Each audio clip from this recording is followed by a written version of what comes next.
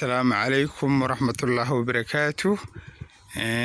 waxaan leeyahay dhammaan dadka baagamuuntada ah reerka haysan wax dharka u meedha ma helayaan.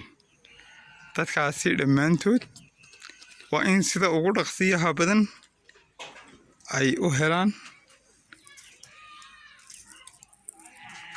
hablo dharka u meedha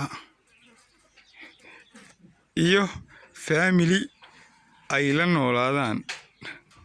waayo singalnimada waxaa ka mid ah haddii aad seexatid adigoo lacag tujeebkaagaba ay ka buuxdo ayaa wax aliya wax cunto kuu keena aad waayeysaa.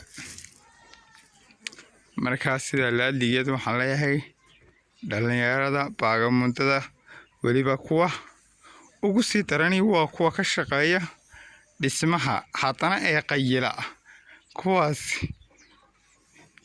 yoomkoodu halkaasuu ku baxaa iyagiina way ku lafoodiba ugu dhinteen.